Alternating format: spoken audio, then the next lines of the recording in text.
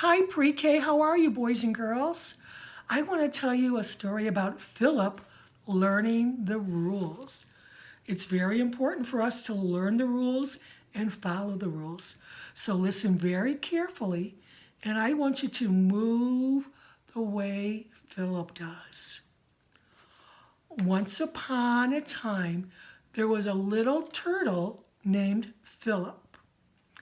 He was a new student in PE class. Today was his first day of school. He walked quietly to his spot the teacher had given him. Can you walk carefully to your spot? Today he was going to learn how important it was to follow the rules.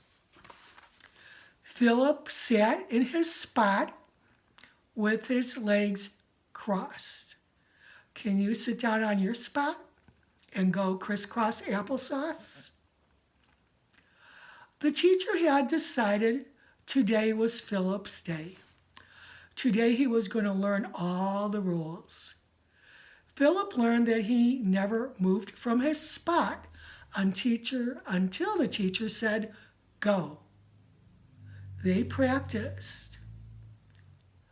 The teacher said, "Go," and Philip and his class stood up.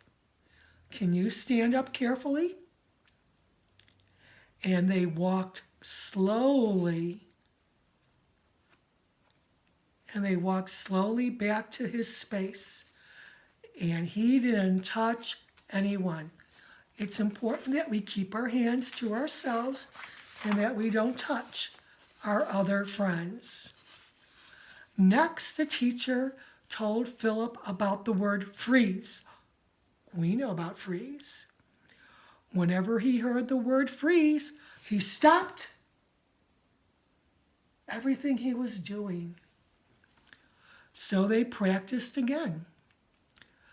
The teacher said, "Go," and everyone began to walk. Suddenly they heard, "Freeze!" Instantly, he stopped what he was doing and didn't even move a muscle. The teacher was very happy with the class.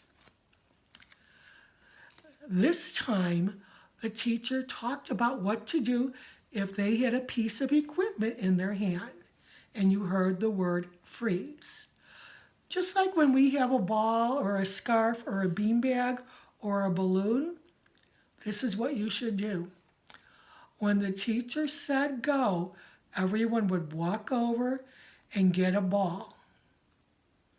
And they would dribble or bounce the ball. We've bounced a ball. If you have a ball, you can practice bouncing it very carefully. If you don't have a ball, you can pretend that you're dribbling or bouncing the ball. And Philip stays in his own self space. So you can't run all over.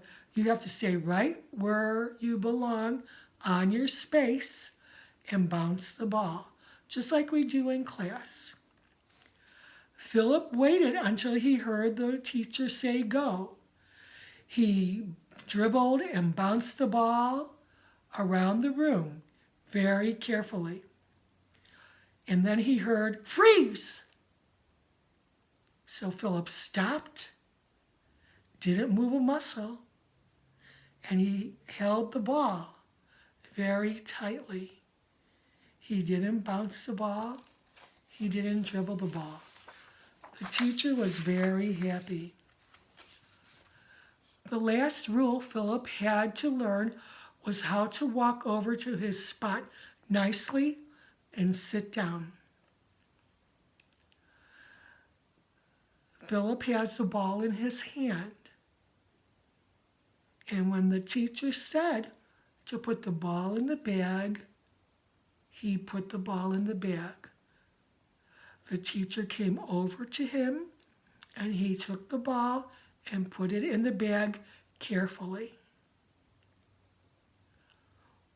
When they heard the word go, they stood up and they walked slowly to get in line.